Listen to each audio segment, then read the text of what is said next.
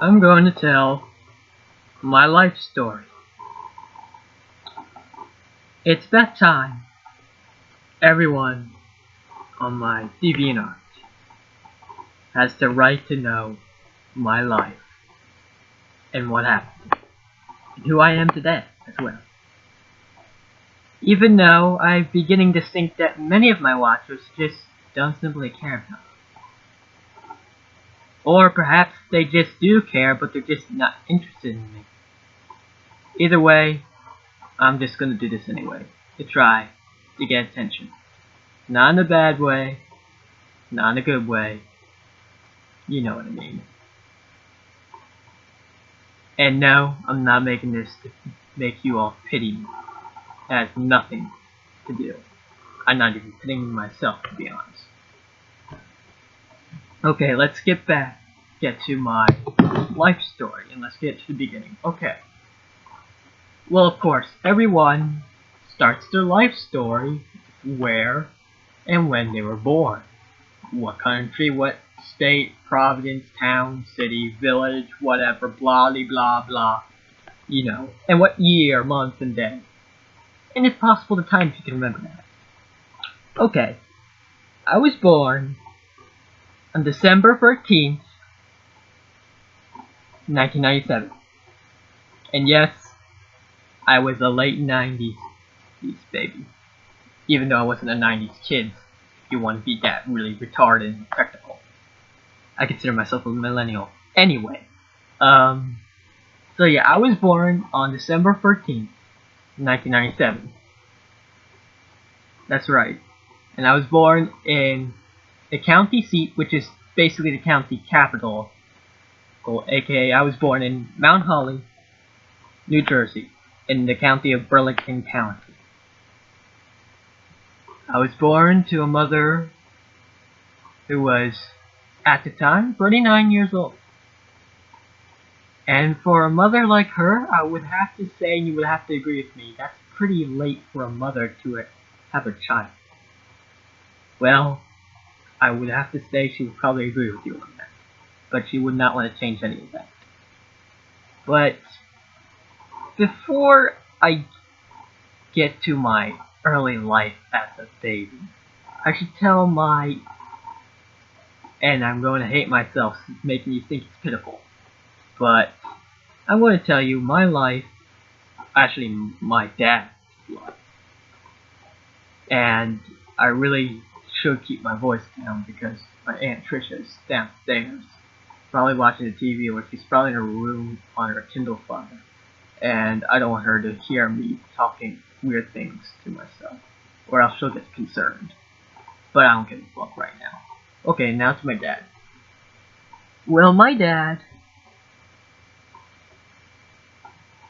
he was from an Italian American, full of nice people. However, they were prejudiced. They would always say the N-word or anything that was racially offensive. But they wouldn't be racist about it, and they surely didn't hate people of other color or minorities. They just would only say those words if the other minority was being a jerk around them. However, some of them don't really do that anymore. Some of them still do, because they were raised that way. But most of my dad's side of family, such as my Aunt Anne-Marie, she's pretty open-minded, and I'm happy for her. Anywho, my dad was born, I don't know when. I think it was sometime in the early 60s, probably 1961 or 2. Or 3 or 4, I don't know. I do know that my dad was like 4 years younger than my mom. Anywho, my dad was born to a mother who was 19 years old. And she was married at 19 years old to someone who was 21. And I'm not going to mention her name for her safety reasons.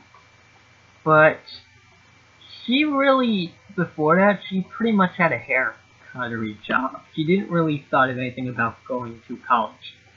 Probably she did at one point, went to like a trade school for a little while.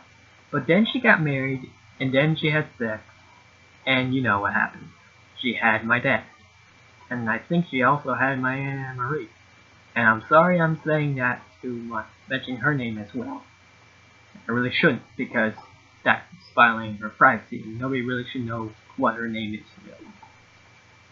Okay. For instance, we'll just call her Aunt Betsy. Okay. So my dad had the same name as me, Louis Morel. But it actually was Louis Joseph Morel. No, Joseph wasn't the middle name. In fact, I don't even know if my dad even had a middle name. Not that I care. But yeah, my dad was born to a mother who was 19 years old who was married. But yeah, you might think, oh god, so he was married to some mother who was 19, who was married. So they were in poverty. Pretty much so, yes, they were in poverty. But what made it worse is that, well, his dad, who I'm not going to mention his name for safety reasons, my pup-up, who I call him my grandpop on his side, right? Well, he became an alcoholic. And I don't know if I remember correctly from what my mom told me after I asked her at one point when I was curious when I was older. But if I can remember correctly, I could be wrong. But if I'm wrong, I could care less. I don't know if he was either verbally, emotionally, or physically abusive to my dad's mom. And you could tell at that point she probably regret getting married at a young age. Well, let's skip forward. Okay. Eventually, his mom got a job in the state of Florida. And she asked him if he would be willing to go with her after she divorced his dad due to marriage problems. Well, he said no, because he was having his own problems. At this point, my dad really didn't love himself. He loved others, but he just lacked the ability to love himself. And as a result, he just became a jerk to himself and others, slowly by time. So he said no. So, and his mother said that, okay, I'll just go to Florida without you. I love you. And they kept in touch, that's good. But he had to live with his grandparents. And his grandparents treated him like rotten shit. And by the time he was 16, he began to do drugs. When he was 16 years old, he got into the influence of drugs and all paranoia. Or paraphernalia, not paranoia. Paraphernalia relating to it. At this point, he got addicted to it to the point that he decided to drop out of school. He was in high school, he dropped out of it. And at this point, my dad didn't give a fuck about his future. He didn't give a fuck about anything. He only cared about the drug. He didn't care about himself, he didn't care about anyone, he didn't even care about his own future. Once he quit in high school and got addicted to that fucking drug, he basically lost everything. In fact, I don't know if he even had plans on what he wanted to do when he grew up. What if he wanted to go to college or trade school? I don't know. Perhaps he did, perhaps he didn't. Perhaps he didn't, he would've if he didn't get into that drug. But once he got into that drug, he also got into many other paraphernalia left them. He got into ecstasy, he got into other kinds of drugs. And it was horrible. One time, I asked another curious question to my mom about my dad and how he was such a fucking dick when he was young. And so you know how my mom knows this is that simply because my dad simply told her. Just to make her pity. Well, one time when he was like probably 17, he was at this nightclub. And he got so high on some club show, probably ecstasy by how my mom described it. And his friends were simply only drug addicts. So the best thing they thought was to do was to ditch him, throw him out into the street, and basically left him there to die. But he didn't die, because if he did die, I wouldn't even be talking about my life story, or even be on DeviantArt for that matter. But yeah, his friends were pretty much assholes and drug addicts like him, and they just left him there to die. And what's even more funnier and sad is that he still found them as friends. He lived, thankfully. So then he got into heroin. That's right, he got into heroin. And I really hate talking about this, because if I do, my mom's going to be bitching about why are you talking about this to other people online. It's none of their business, and it's kind of like invading everyone's privacy. I know, I understand what my mom's saying, but she just needs to understand that sometimes you just gotta tell your life story to people, so that people who have a similar thing will understand what you've gone through, and that they'll help you, and that you can help them. That's why I'm doing this life story. Anywho, he got into heroin, and he met my mom. When he met my mom, they were in Virginia. At the time, my mom was working in Virginia. She was born in New Jersey. Same hospital, same place. Mount Holly, New Jersey. Except she was born in 1958. And she's currently 58 years old. But then, sorry to get off task, she pretty much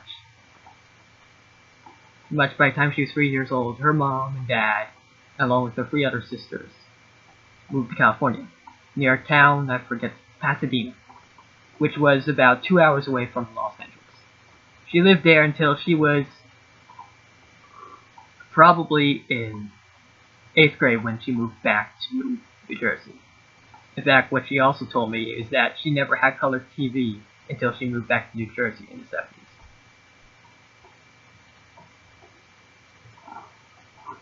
So, back to my dad. My dad basically, let's just say, my mom and dad fell in love. I thought they were happy with each other, but then my mom found out, oh shit, you're a drug addict. And she was like, maybe I can help him, maybe I can get him some help. He didn't get help. Every help he got was just simply wasted away. And as much you might think that he would get help, that he wouldn't. He was, by then, so addicted to it, to infinity, that he didn't care about anything except for it. Almost as if he acted like the only thing in the world that existed was that drug. And everything else was either an illusion, or just simply didn't exist to him by the way he acted.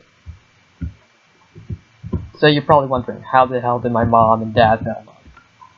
It's complicated, but let's just say sometimes he had withdrawals and sometimes he didn't. Eventually, my dad also got into crime. No, he didn't rob banks. No, he didn't do robberies.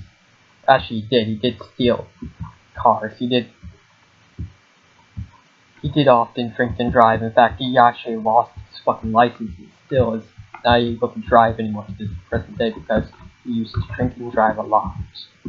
And he did also a lot of things. He also stole the bike once. He was often the guy who would be in jail. He never went to prison though. He wasn't that stupid. So no, my dad wasn't that crazy. So he wouldn't be a rapist or a murderer. He wouldn't be that, so that's a good thing. But he did got into robberies and shit. But no, he didn't rob banks. But, anywho. My mom, basically, when I was born, he was happy. And they named me after him. Not that I care, to be honest. But my dad was still a drug addict after I was born. My mom and I the first month of my life, my mom kind of tried to live with him and tried to make him be a dad. That didn't work out. He was still addicted to heroin, cared only about it, and still got into crime. One time, my mom told me that he once was so retarded that he would, like, hold me while she was gone away at work. Since he was a slacker, he didn't want to. Right, he would hold me in his arms, with a cigarette in his hand, fall asleep, right, with the cigarette still light on his hand. Yes. And no, I don't have any burnt marks on me. But my mom wasn't really happy when she saw this and found this out and kept doing it. She probably was like, are you fucking retarded? You realize you could burn the entire house down, kill yourself, and my fucking kid. Well, he also was abusive to my mom's then cat, Boo Boo. He kicked her, he abused her physically, to the point that Boo Boo would actually be afraid of him and even me at one time. She wasn't afraid of me because I didn't abuse her, of course. I didn't abuse her at all. It was just that she just didn't trust anyone except for my mom because of what my dad did. To the point that my mom actually had to hide her from him in her closet. So that way, my dad wouldn't even know she'd be there. Otherwise, he'd be fucking beating her up. Also one time, my mom told my dad to get baby formula for me, right, because I need food, right, so my dad said okay, and decided to go to the store, and instead of spending money to pay for baby formula, he decided to steal it, because he didn't want to pay his money on baby formula, because he wanted to rather pay his money on, oh yeah, heroin, because he only cared about the drugs.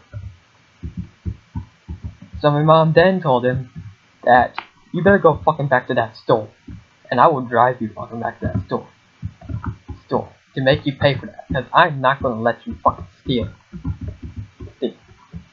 Well, thankfully she did make him pay for it. He was basically lost himself. He lost it.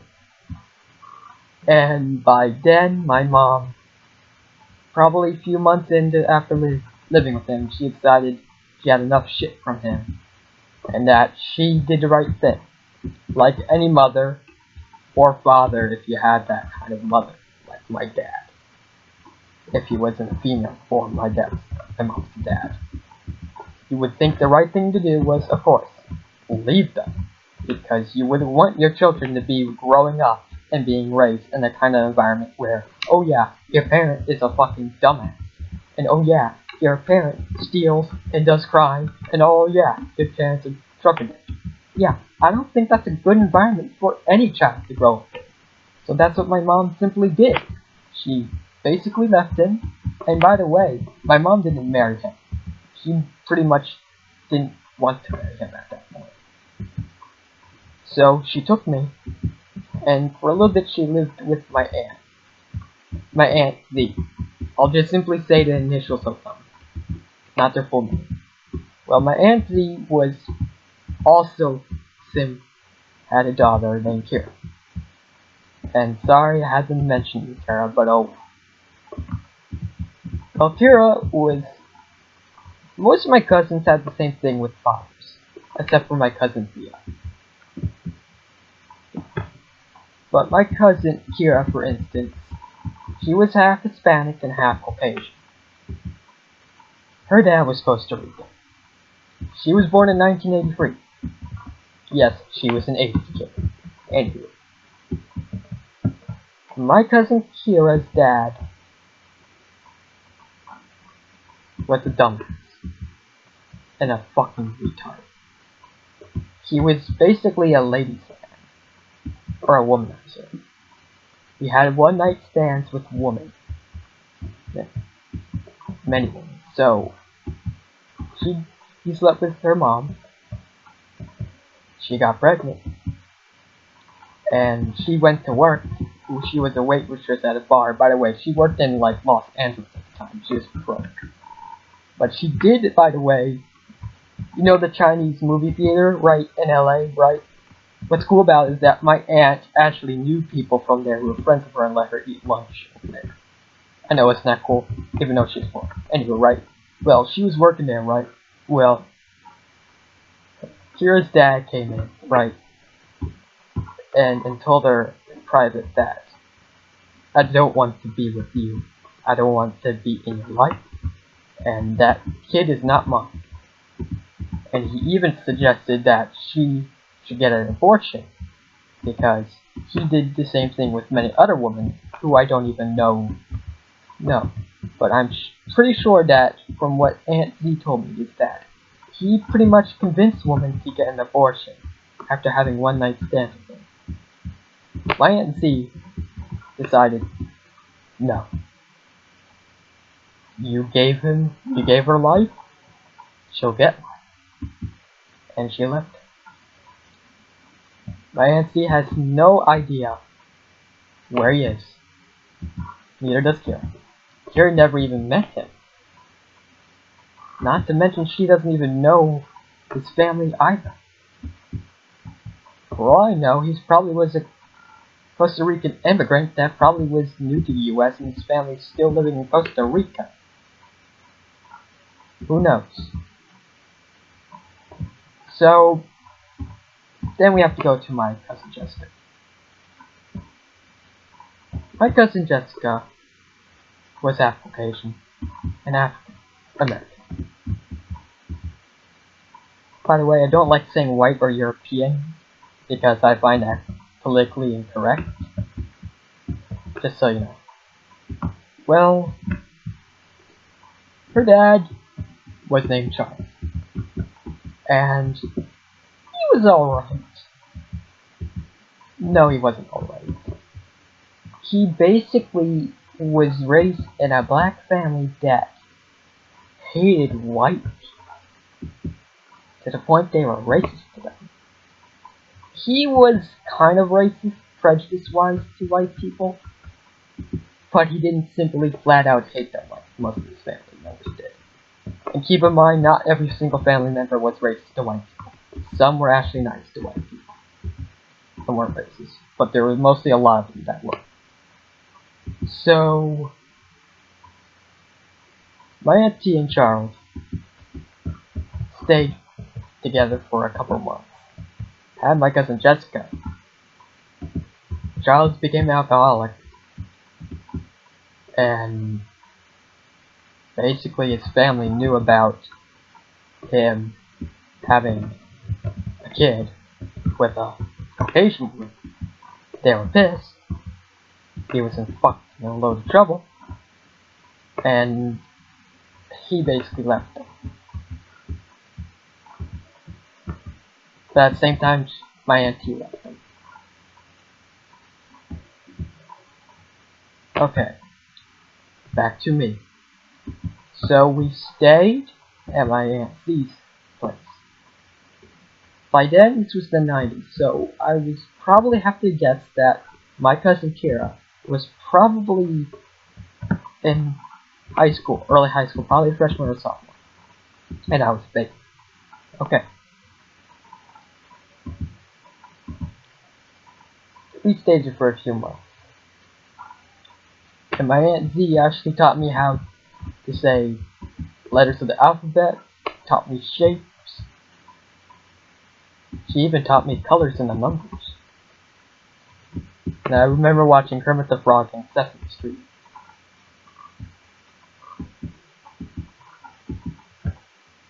She was a great aunt.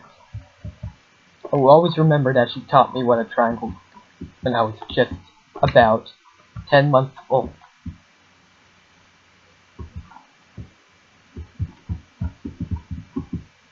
So after probably a year, my mom decides to move in with her parents. My grandpa and my grandma on her side. My grandpa, Richard,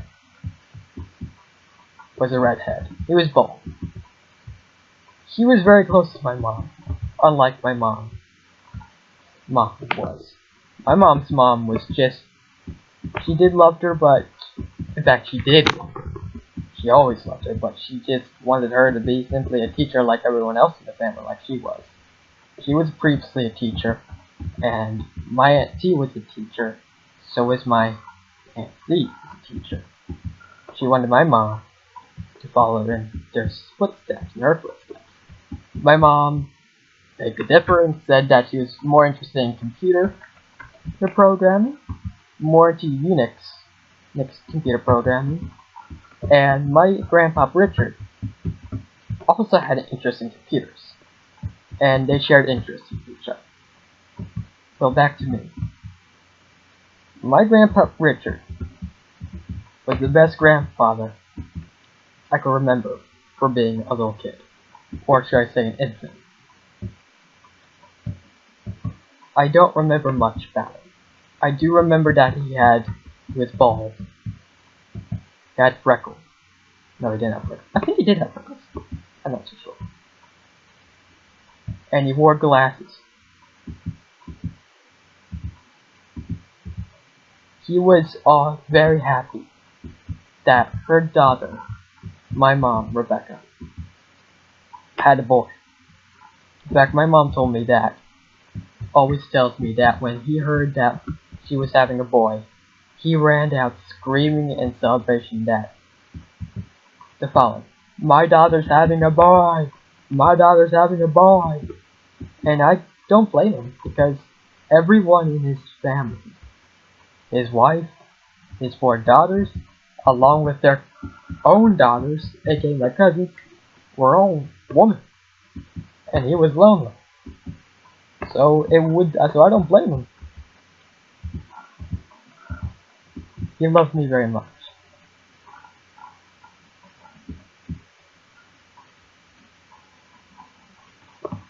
Sorry for the long silence.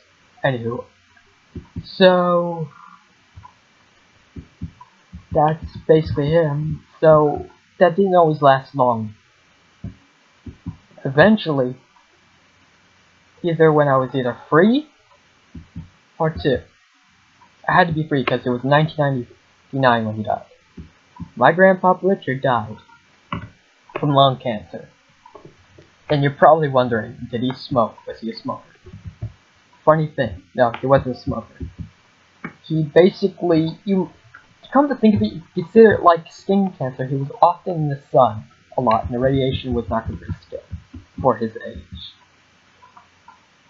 But instead of him getting skin cancer, it developed into a different cancer called lung cancer. So he died. And my mom was heartbroken, and so was everyone else in the family, and so was my grandma. So at this point, my mom decided that it was time for me to be looked after by simply a babysitter, like that. So I was at a babysitter for a couple of years. So yeah, I remember that I was pretty much always watching that huge TV that this babysitter of mine had. By the way, my mom had to drove me to the babysitter. She wasn't the only one taking care of me. She was taking care of other kids, probably a few. And she wasn't like a young person. She was probably like an old nanny. Yeah, that's probably the right word to describe it, even though I'm American. She was basically an old nanny. Probably the best one to ever have. Yeah. I will always remember that this nanny of mine would basically have a huge TV in her living room. It was so huge. Since it was the 90s and early 2000s, we didn't have plasma or HD TVs. Actually, HD TV were around, but they weren't really popular. They were more expensive or just weren't used. But she had a huge TV. It was so huge as I can remember that it just amazed me. I will always watch cartoons on it, like preschool cartoons and such. And sometimes if she wanted to, if I asked her, she would let me watch movies that she had. One movie I remember that she did have was one of those Japanese animated movies. I forget. Crap. And I don't want to pause this because I'm in the middle of this damn story. Crap, where's my mouse? Oh, crap. Okay, no, I'm just gonna use cursor. Okay. Sorry to pause this damn story because I'm trying to remember what this thing is. Okay. My neighbor. Yes, it was my neighbor, Tutora. Yes. Believe it or not, I was able to remember this all these years later. This nanny had on VHS the Japanese animated movie My Neighbor Totoro, and I remembered it a lot. I kind of wonder how she actually got it. I even wonder if he even was a fan of Japanese animation for all I know. Who knows? Who knows? Well, let's skip forward. Eventually, of course, I end up in preschool, of course, right? I don't really remember anything that's pretty much interesting from being in preschool.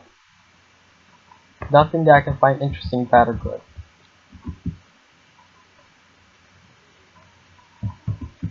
So, let's skip to, kindergarten.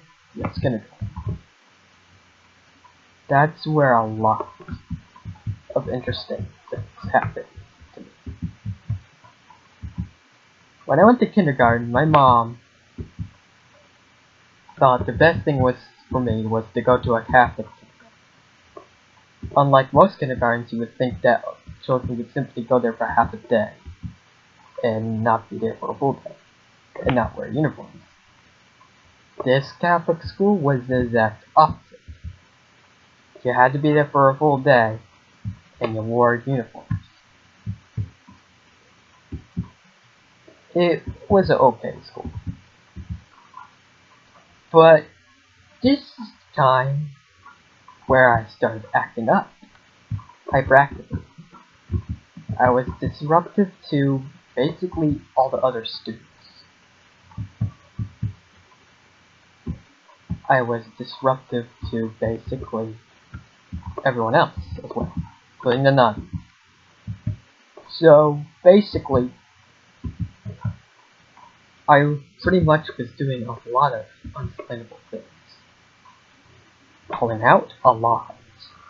Talking about random things when story time.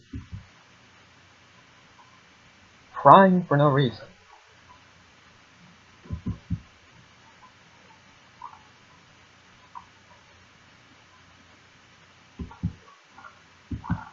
And also walking around the freaking room when everyone was sitting down at story time, while I was simply walking around the damn room in my own little world.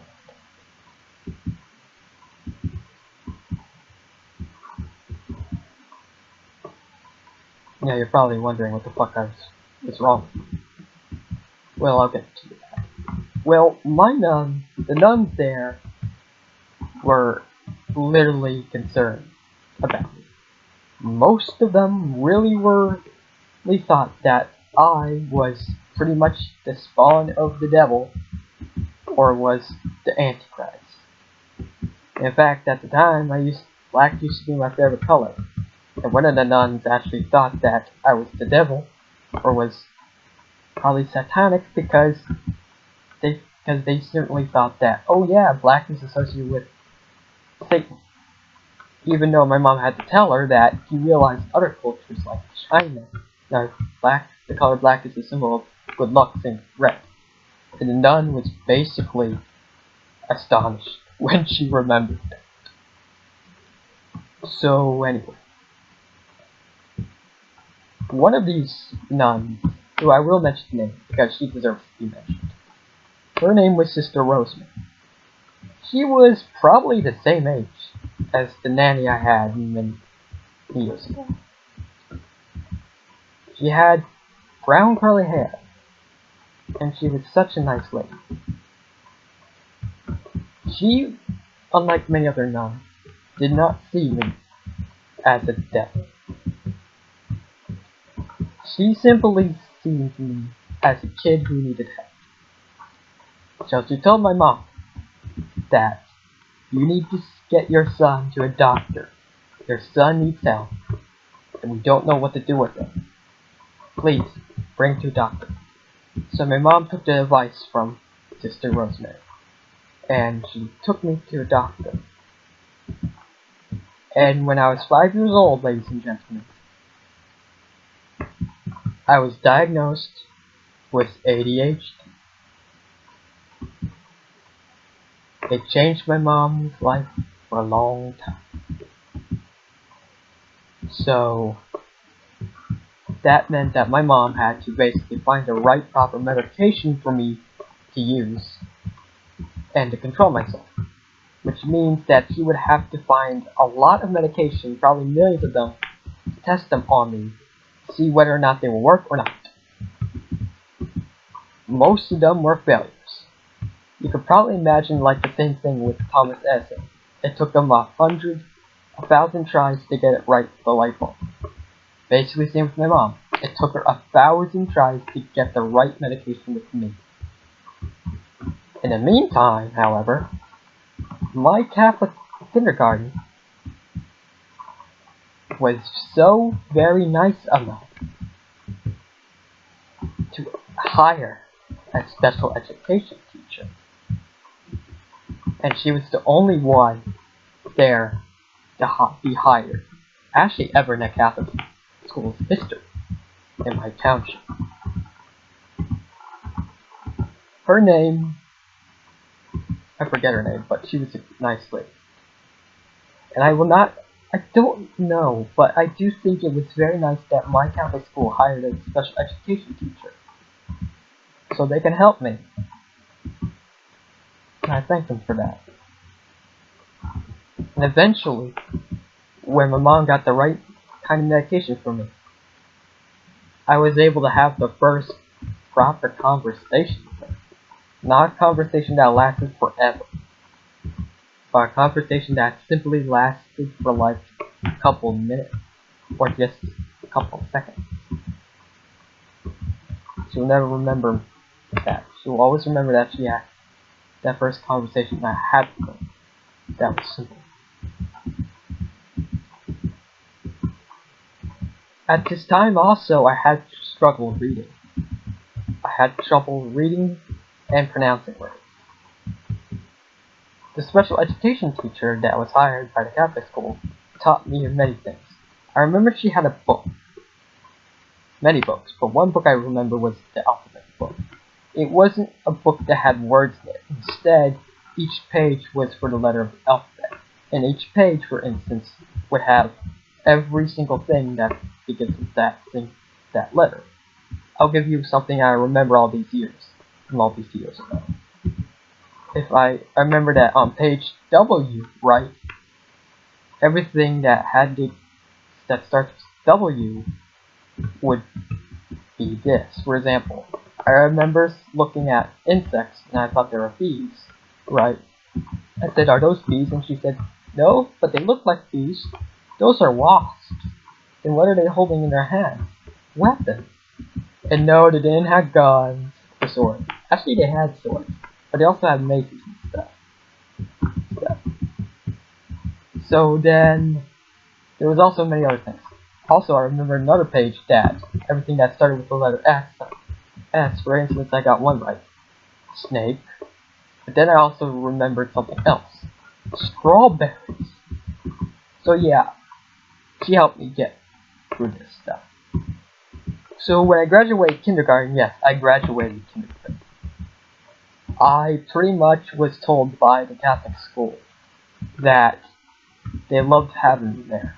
But unfortunately, they couldn't have me there anymore because Catholic schools don't really fund special education. I mean, they really would, and they would really want to, but they just can't. So as much as they wanted me to be there, they just couldn't. So they suggested that my mom would send me to a public school in my town of Morristown. So when I was in first grade, I started my entire new school life in Morristown Public School System. So first grade, I was pretty much the new person in the block. And I moved in back to my grandma's house. And my voice is starting to frog up. I apologize. Anywho. Basically, of course, being in first grade, you're the new kid, you're just basically going to be a new kid, right? I don't think anyone else saw me as a kid who needed to be picked on. I think they just annoyed me.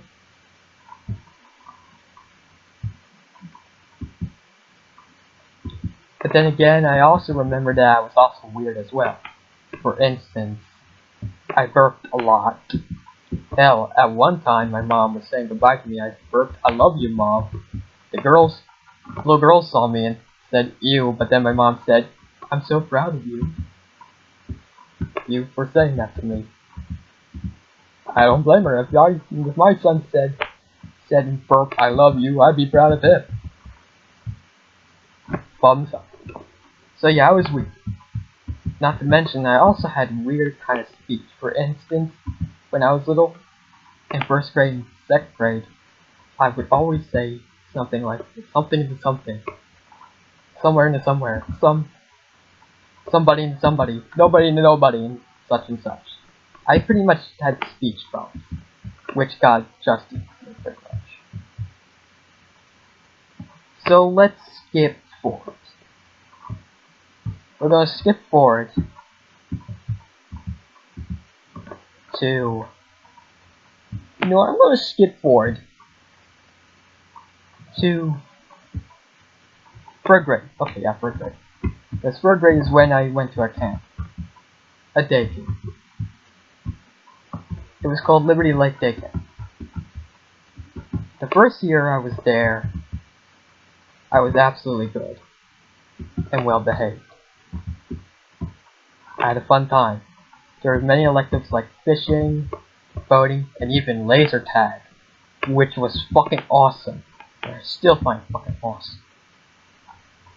Sadly, I don't go there anymore. But, so yeah, my first year was alright. And what's even more interesting is that day camp, each group would be named after a college in our local area. Or perhaps the Mid-Atlantic, or perhaps the US East Coast for that. For instance, there were groups named Rowan, which is named after a college in New Jersey. Rutgers, that's also, if you probably are Australian, or English, you probably heard of Rutgers University, because that's probably well known across the transatlantic. There was also Lehigh, such Penn State, Mammoth County College, yada yada and so forth. You get the point.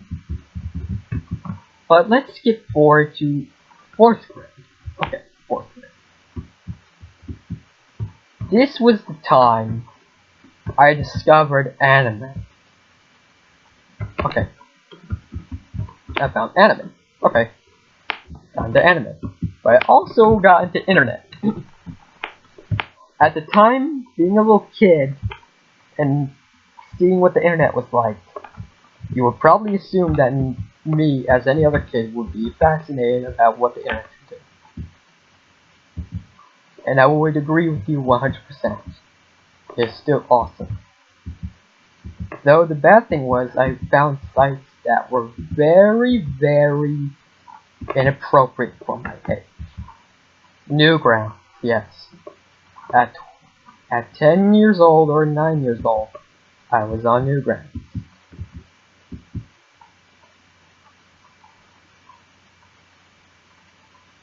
Yes.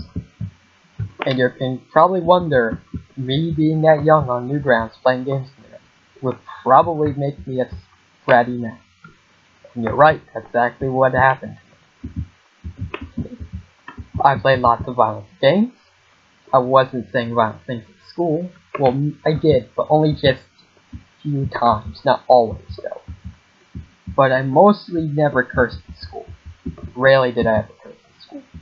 Mostly, however, here's the thing. By then, in 4th grade, my mom wasn't able to pick me up after school directly. Since Morristown, we lived in Morristown, right? My mom worked in a town on the other side of me called Red Bank. That's where her work was. So she drove for probably 3 hours to get there every day, and then 3 hours back to come back. Okay, now you see the point. So that's why I was put in this after-school program called Prime Time. And of course, you know, me and other friends of mine. By the way, one of my close friends was named Maggie. She taught me how to swim, in case you wonder. And what's even more cool is that Maggie was also born the same day as me in the same year. Except she was born in New York while I was born in Mount Holly. And by the way, she was born in New York City, in case you're confusing with the state. Anywho. But when I got Prime Time, let's just say, with me knowing this shit on the internet from Newground, I picked up a lot of bad words and such. This is where I could call this now the beginning of the phase of myself. My little asshole phase. Yes, you can be surprised I'm calling myself a little asshole. But it's so true. Back then I was really a little asshole at Prime Time. And later on in camp as well. But camp will be get to later. In Prime Time I was often a disturbance and disrupting kid. And often a trouble-making kid. To lots of people. To the kids. To counselors. And in fact, I even said fuck you to many kids, and even the counselors there as well. And you could tell the counselors were not going to put up with that shit. So you, of course, now probably picture that. I was probably a bad kid at the time. Yeah, right, I was. And this probably wasn't good for my mom either, because knowing that coming home after driving 3 hours to pick me up, is told your kid was being such a dick today at Prime Time. He's not going to be happy, of course. Okay. So anyway, right? Basically, I was disruptive to people. I was a jerk to everyone. And even the sad thing is, though, I was a jerk to my close friend Maggie.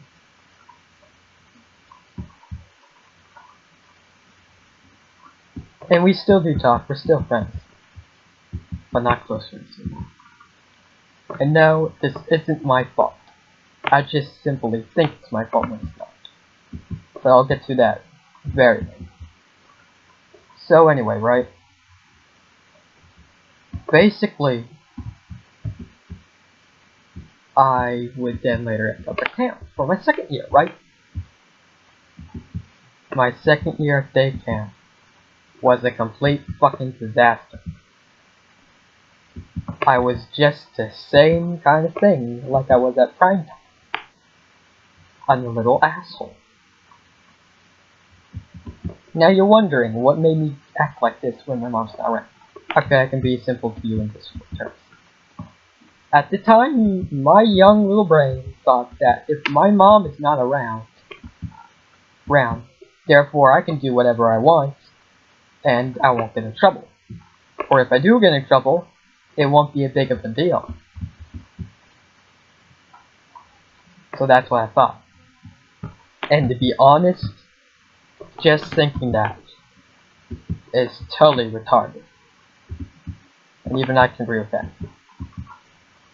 At camp, I cursed at the counselors, I cursed at the kids, I cursed at many people. I even said sexual words like pussy and all that shit. Even said sex and stuff. And at one point, and keep in mind what you're about to hear is going to be very extreme what I did. But I have to say it anyway. And like I said in the beginning of this video, you are not to pity me, and this video is not to have you people pity me, or to pity myself. Understood? Understood. Okay, back to the story. One time, I exposed my private parts to a kid. Another kid in my same group.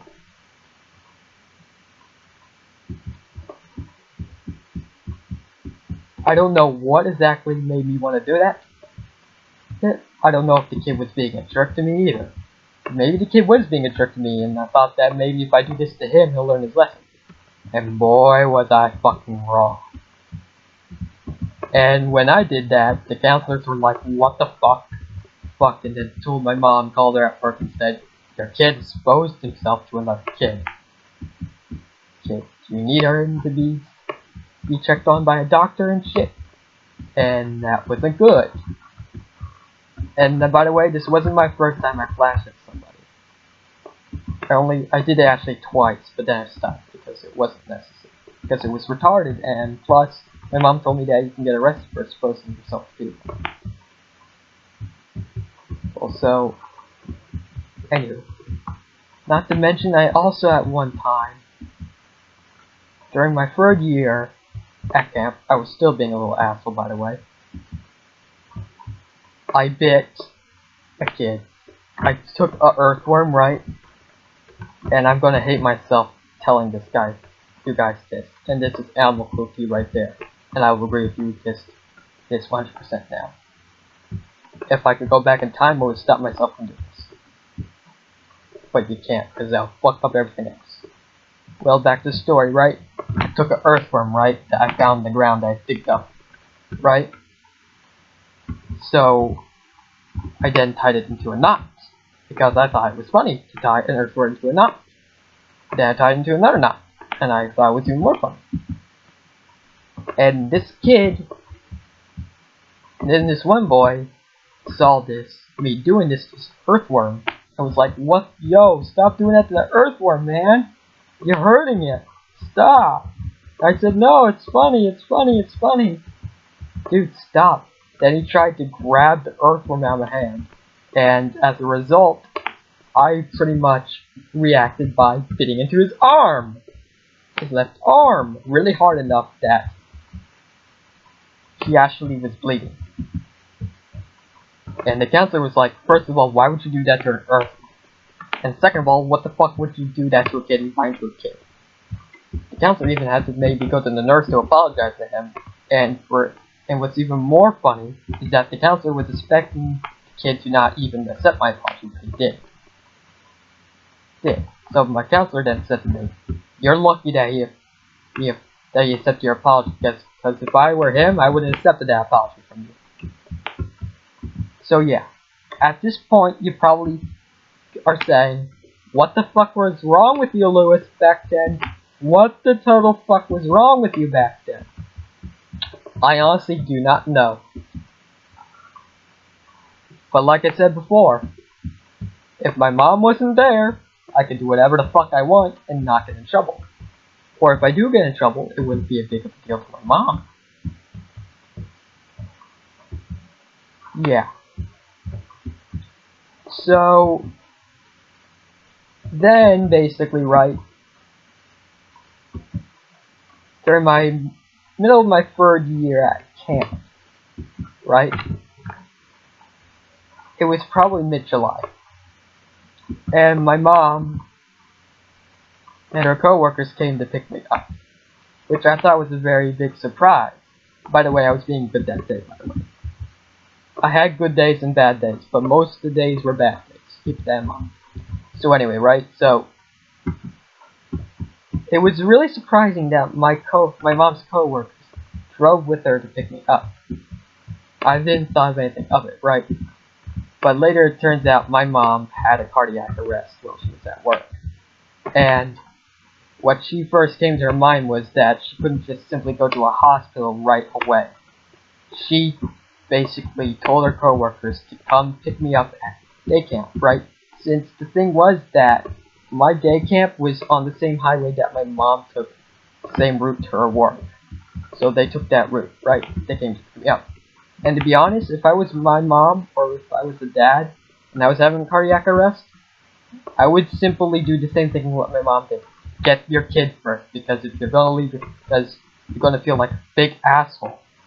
Even though it's not your complete fault, but you're still gonna feel so sorry for leaving your kid fucking worried that you're not there to pick them up.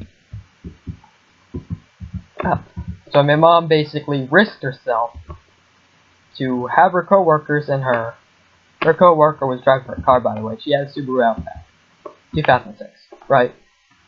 Drove me to my camp, drove her to my camp, and then drove her to Mount Holly Hospital. She had a cardiac arrest. The cardiac arrest was from many things, basically stress. Stress from basically overworking a lot, driving 3 hours a day to her work on the other side of fucking New Jersey, and also, third major reason, me being an asshole, was stressing her out. And when that happened, it instantly hit my head like a sledgehammer. That's how it suddenly came to realization to me that I noticed what the fuck I was doing was wrong.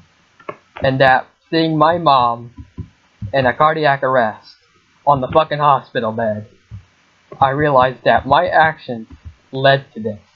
Even though it wasn't the number one major reason, it was the third major reason. I still, to this very day, blame myself for it. And I'll say this right now. Back then, in my little asshole phase, I not only disrespected the counselors, the other kids, my friends that I thought were friends, but I actually treated them like shit. Disrespect. I treated my own close friend Meg with disrespect. I even treated my mom with disrespect. But most importantly, I disrespected myself. Because I gave myself a bad image to others.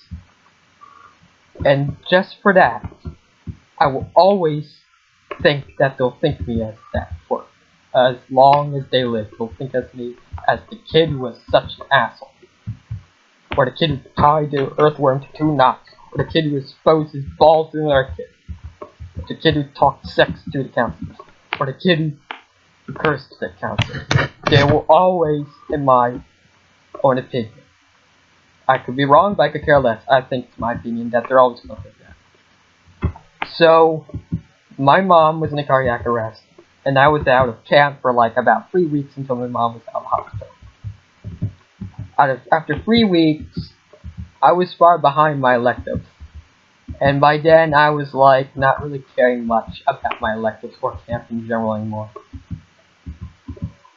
And what's even more interesting was that I didn't even seem to care about camp to the point that I wasn't even a hassle anymore. I wasn't an asshole anymore. I just didn't care about camp to the point that I just didn't want to be bad anymore or good. So the guy who ran the camp, whose name is Andy, by the way, sorry to mention his name, he's a cool guy, by the way. He, even though I disrespected him so much, he still kept his cool and still wanted him to help himself to help him. Right, so he gave me the offer that if you want, you can come back to camp and we can start you anew, and next year you can come for free after what happened to your mom. So I told the guy who ran the camp that no, I'm going to stay home for the rest of the summer and take care of my mom. But in my mind said, no, I don't want to come back here. Simply because I'm an asshole to every fucking one. I'm disrespecting myself. I'm a burden to everyone here. I don't deserve to be in a camp that I'm definitely camp like this, if I'm simply being an asshole. You might think I can start anew, but guess what? I already spoiled all these fucking second chances. And I ain't gonna spoil another fucking chance, because I already spoiled all of them. And if I could time travel, I would say exactly this to Andy, what I just said. And that being said, I never went to my day camp ever again. So the rest of that summer, I got more of the internet. This time, I would be basically on a new online game. And guess what online game I found? Roblox. And yes, you wonder how I found Roblox? By an ad. I was originally playing Stick Arena online a lot, since I was into stick figures at the time. Right? But I kept seeing this annoying ad from Roblox saying, which at the time I called Roblox because I still had trouble pronouncing things, right? So after seeing it count many times, I was like, okay, why not try it? You should never say never, let's try it and see if it's good or not. So I tried it, and I guarantee you, I loved it. And I basically joined in 2010 on a different account called Louis the Fox 123. Not Louis Fox. Louis the Awesome 123, sorry. And no, I don't know the password to that account anymore. It's long forgotten. So, there's me. So then, where's my mouse? Oh god, okay, stop. Sorry. Okay, sorry to stop here all of a sudden. Where's that mouse? Why do I hear it all of a sudden? Oh, great. Right, oh, there it is. Right near the edge. Oh. Sorry about that, okay. So, in 5th grade, I decided that I was still being wound up.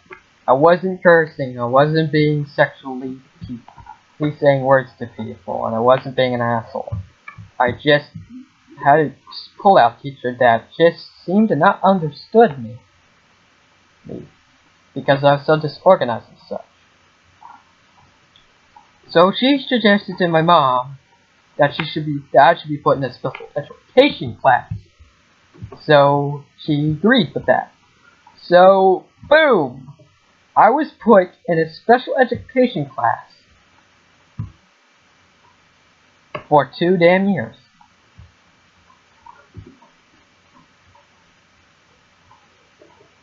And the guy's name was a tall guy. He was very tall, he was taller than most people and teachers at the school. You could consider him as a giant, but I don't call him that. I call him Mr. Storch. He was a nice guy. He was a cool guy. He was a great man. So, anyway, right? The one thing about it, though, is that at the time, I was really into astronomy and science and history, right?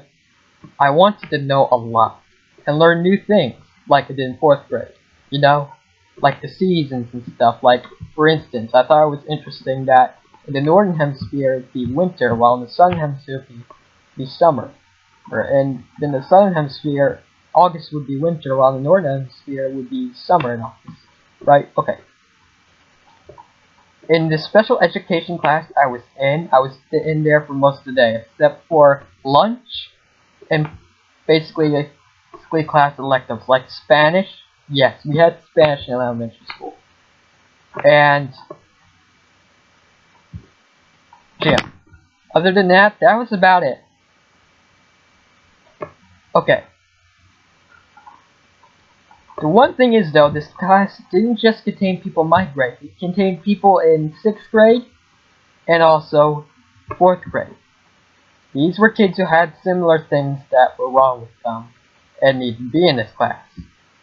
But what's sad about it is that most of these kids did not learn much. But I can understand why. What was probably the thing is, though, is that every day, like unlike mainstream classes, right, mainstream classes, you would always do, you know, math, English, history, science, gym, or Spanish, depending on the letter days, right? And such, you know. Well, guess what? In this class, they decided which days should we learn which and such. However, math, English, or should I say language and art, maybe science, and sometimes history, right?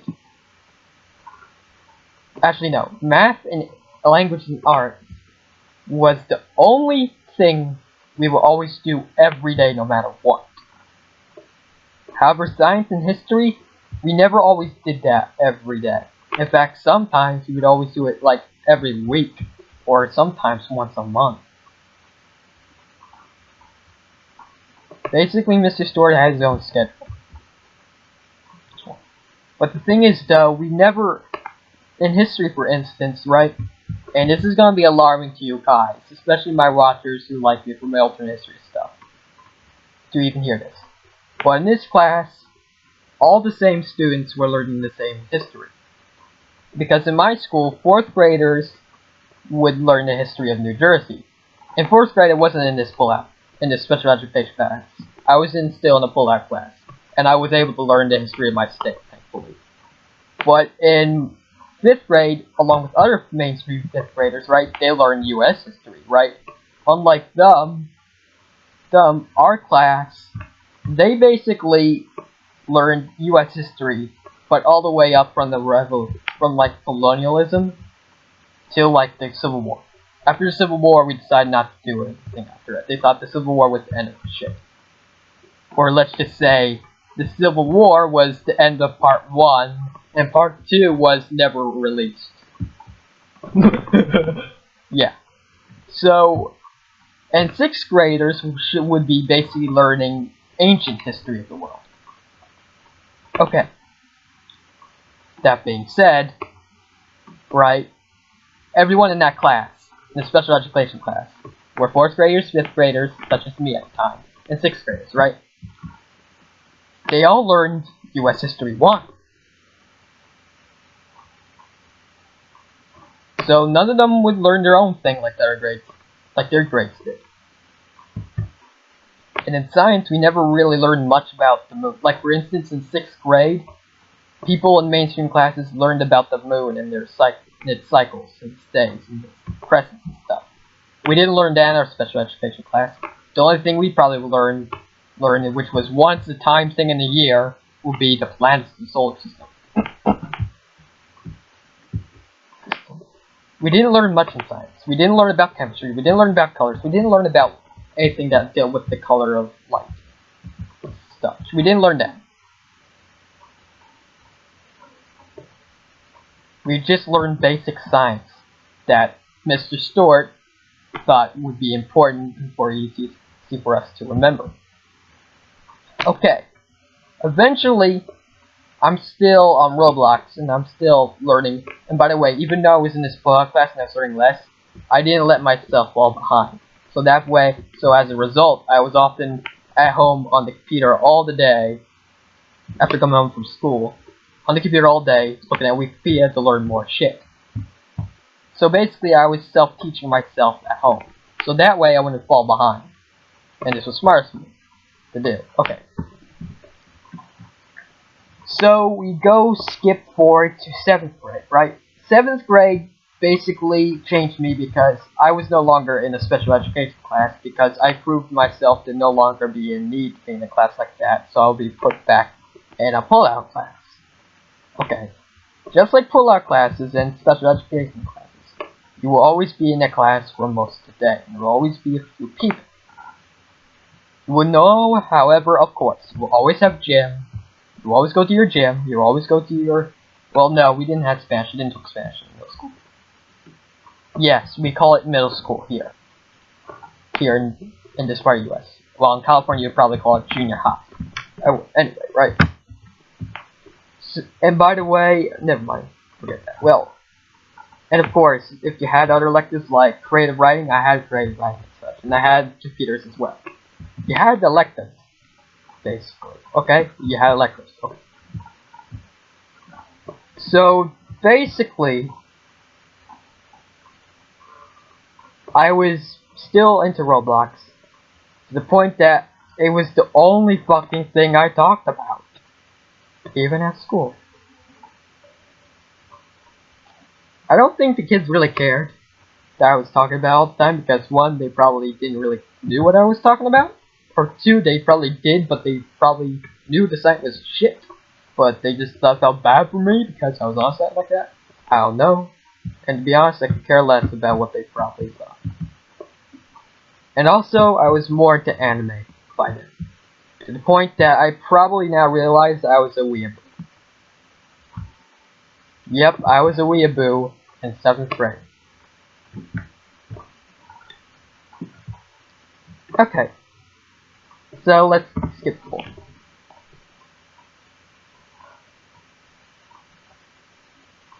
Crap, I'm sorry, I had forgot. In the middle of 5th grade, right? My mom, and I'm sorry I had to go back there. I forgot this, and I'm really mad at myself, right? My mom came home to me one day from work and told me that she got laid off at her job, from her job, along with many of her workers. And I asked her, what does that mean? And she simply said, well, Mommy's not going to be able to give you many things for Christmas and your birthday for a long time. In other words, I learned eventually over time that she was unemployed for a long time. And by the way, this happened in the beginning of the Great Recession. That's right, the Great Recession fucked up my life. Okay, and what's worse is that my mom and I moved out of our house, of my grandmom's house, and she went to a nursing home. While we got our own house somewhere else in my town, Morris County. For us only, right? Okay, right. But after we bought it, that's when the US economy went to shit into the Great Recession. And that was a bad time for my mom and many millions of other Americans to buy a house. So let's get back to 7th grade. Okay, back to 7th grade. So I was a weeaboo, right? What I was happy is that I learned geography and I love it so much. Okay. And I liked art. I loved art. I had the talent that I must have inherited from my Aunt C. She was also an artist, but she mostly did ceramics. Though she was an excellent drawer, but she did rather prefer doing ceramics instead. Okay.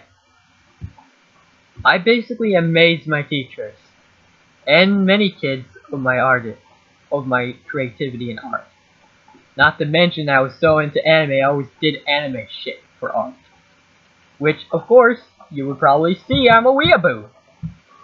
Okay. So anywho.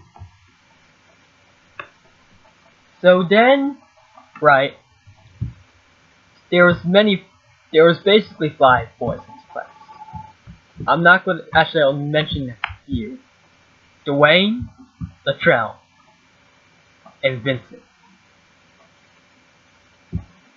These kids were in a pull-out class simply because they were fucking assholes to people in mainstream classes.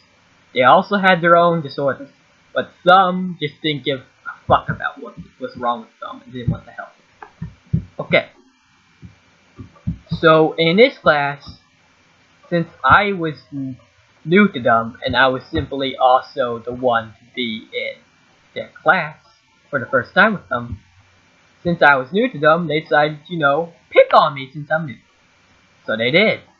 They picked on me for many reasons. For one, I wore glasses for distance.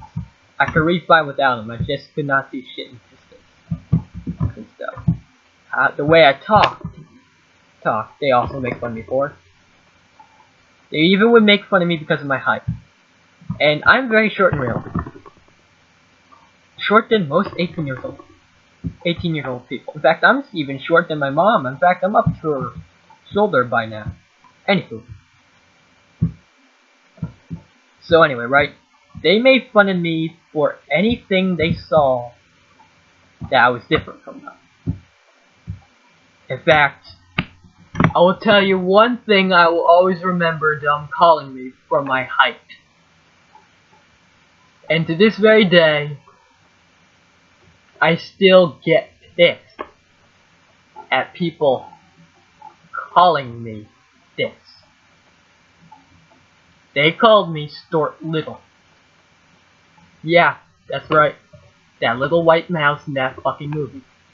That I didn't even like, to be honest. They called me Stuart Little. Because they probably believed that it sounds very fit for me. And it made sense. So then, this is where it gets bad. They call me Stuart Little.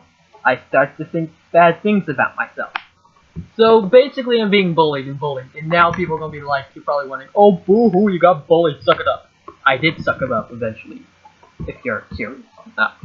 But at the time, I was basically the kind of kid that was like, if people make fun of me, I need to tell them right away. So yeah, that's a good idea. If you're always picked on, you should tell on someone. That's a good idea. I would agree with you on that. However, the bad thing is, though, if you keep telling on a teacher that people are picking on you, you're just going to make yourself more of a target on the bully's radar every damn time, to the point that they'll just find it amusing when you're telling them. So that's exactly what they did to me. So anywho, right? So eventually, with all this bullshit they're putting with me, right? They basically make me feel like shit and dirt. I didn't think suicidal things, but I did, however, thought that, man, I really am this. Man, they're right. I am stupid. I am horrible. That's what I thought. And when this happened, this forever changed me for the rest of my life. Still, to this very day. This was when I decided to no longer have a social life. Or if I did, it will only be a little social life. So I did. So every day I went home, I went on the computer and played online games. Or be on the internet. Because I saw the internet simply as a place to get away from it all. A place where I could be myself. And to also see that people like me can accept me for who I am. And I can accept them for who they are. Okay. So that being said, I was pretty much into internet a lot. Okay.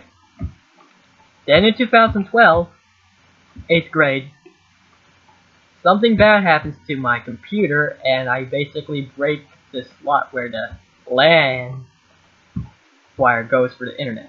Since it was LAN connection, it was basically a Dell desktop that ran on Windows XP, right? Because my mom got a new router. It wasn't a wireless router, it was just a basic router that we used for LAN, right? And it wasn't working for my computer, so I was frustrated with it, right? Since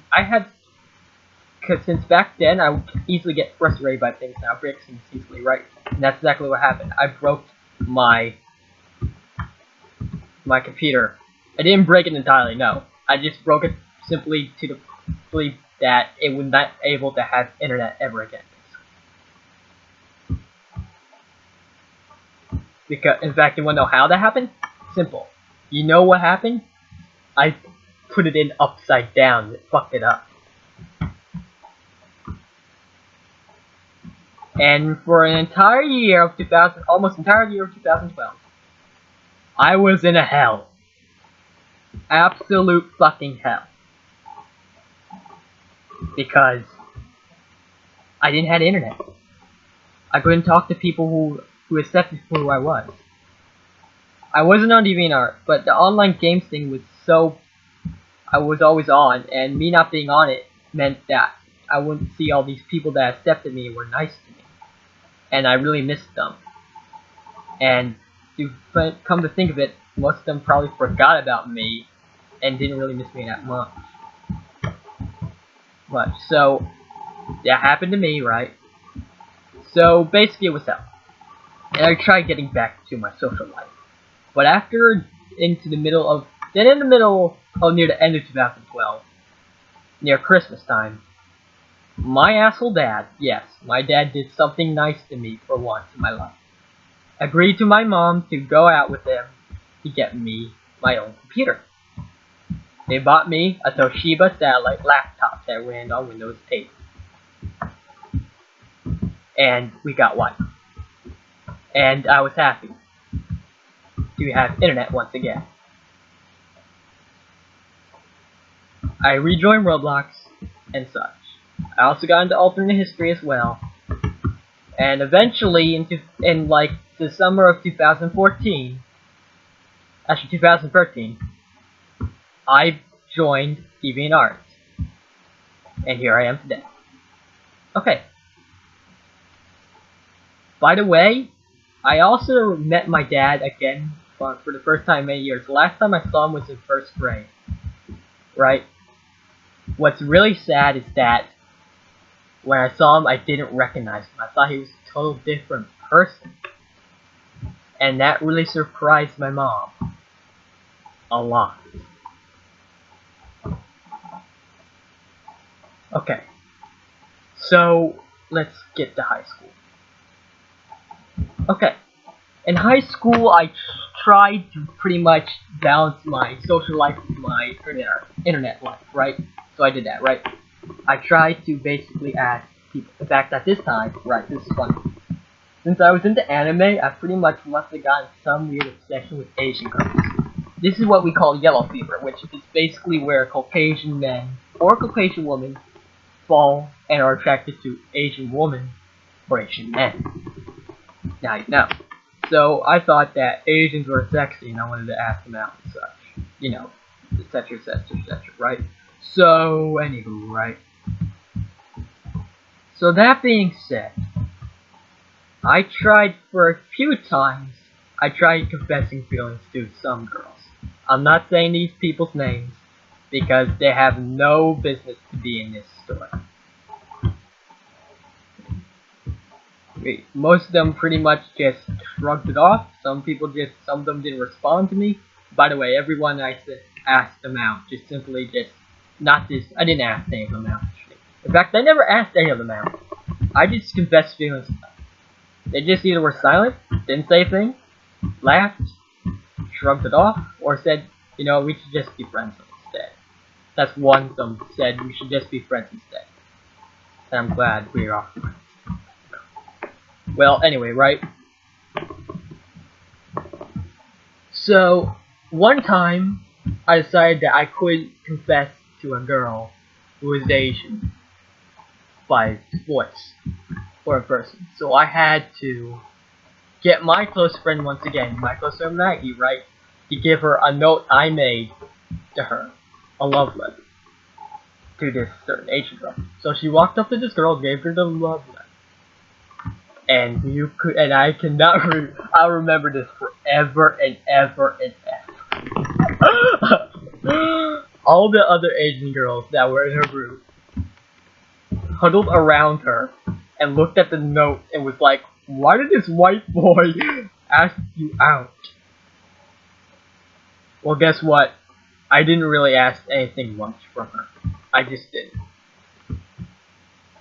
I was basically, in other words, awkward. Very, very awkward socially.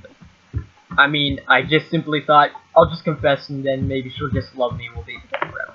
That's what I thought. And boy, was I wrong. So then I pretty much grew out my Asian obsession phase. Then I got into other phases. I became a furry, started watching less anime because I realized that being a weeaboo is retarded. And I became a furry. And of course I got into some furry porn as well. I'm not ashamed of that, of course. But I also started to prefer other women as well, regardless of race, to be honest.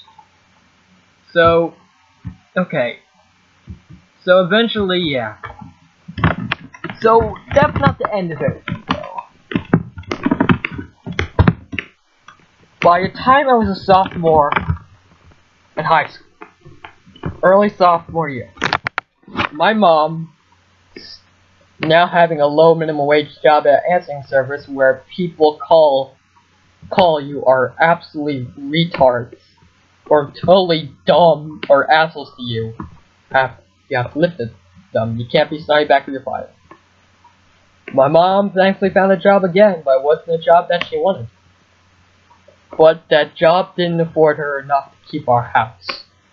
As a result, our house had to be put on sheriff's sale. That will always change my life forever. Having to see your own house you grew up in being put on sheriff's.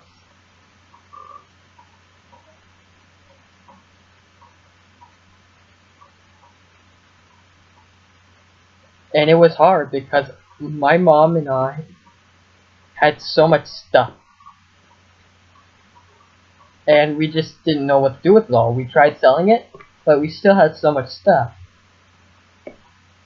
So we had a deadline, right? And by the way, it was also a really bad winter as well, so we were off and on trying to do it. So if it was really bad out, we had to do it anyway, right? We were able to hire a guy for one week, right? And we didn't clean the house completely, though. We didn't clean the house entirely, though. However, we did have other people do it for us instead.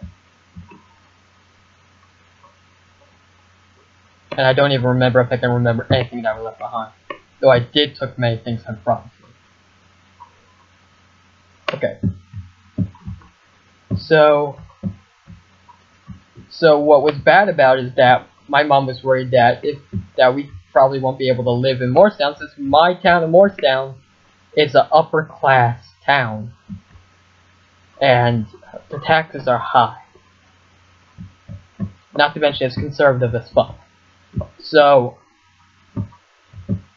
my mom realized that she couldn't find another house or apartment in Morristown, and she will have to move to another town. But the thing is, though, how will we get a new apartment before the deadline?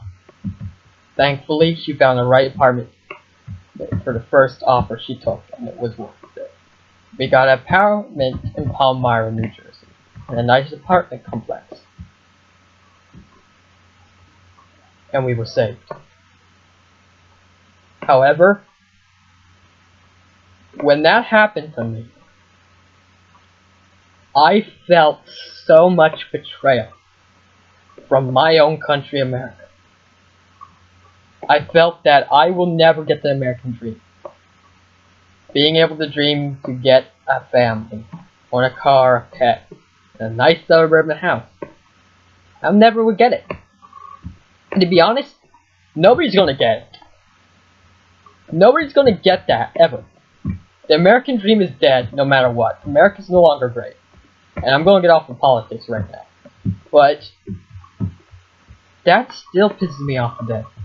That this had to happen to me, and not just me, but many others had this happen to them. It's totally not fair. I know life isn't fucking fair, but for this to happen and nobody asks for this to happen is just not nuts. And to be honest, I still feel betrayal that this happened to me. I still feel that America betrayed me in my American dream. And to be honest, I no longer want to live in this country by the time I'm older. I know for a fact that this country is not going to do well economically in the future. So anyway, right. So, I go back on Roblox, right? And I get Skype for the first time. And unlike people who I met online, who were my online friends on Roblox, who I got to know well, what's different was that instead of imagining what they would sound like, instead I would actually get to hear what they sound like in real life by call. And it really fascinated me because it was just so phenomenal that I could hear someone's actual voice, and that they could hear my own voice as well.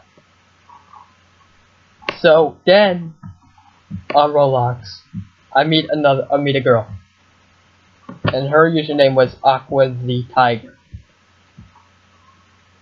She was in Australia. Eventually, we became very close friends and such. We even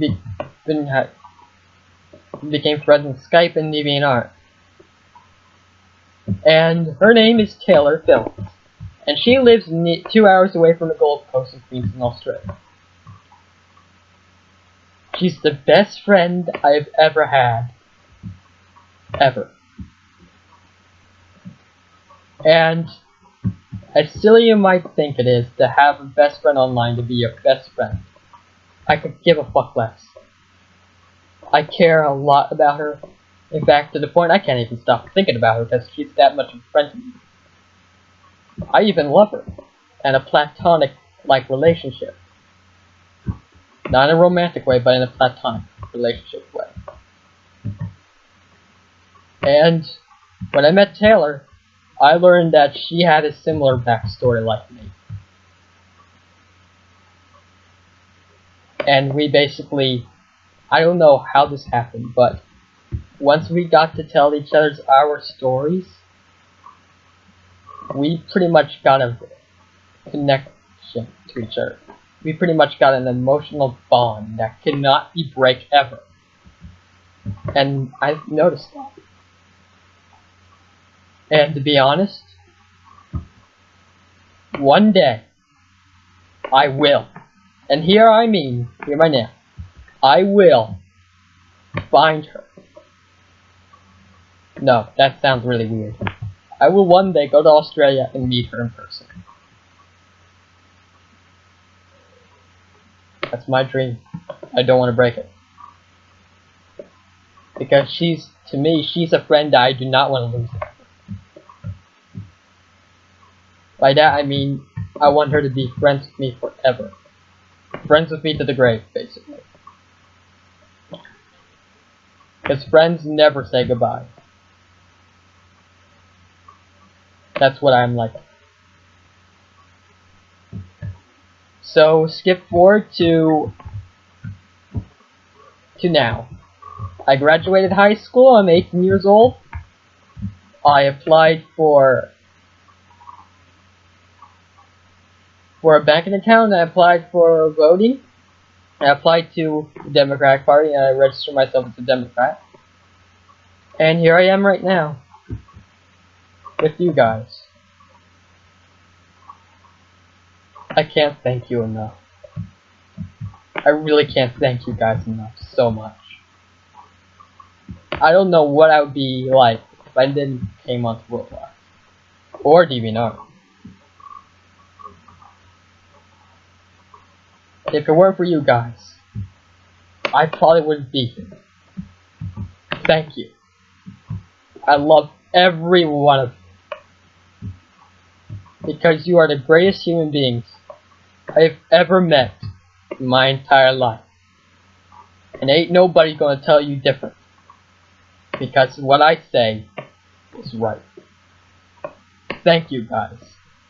Thank you so much for all these years of supporting me on DeviantArt. And for being friends with me on Roblox as well.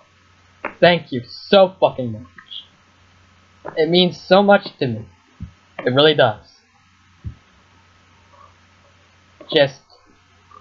And I don't know what my future lies ahead for me. I do want to become a graphic designer, and that's definitely the thing. But I don't know where my future will take me.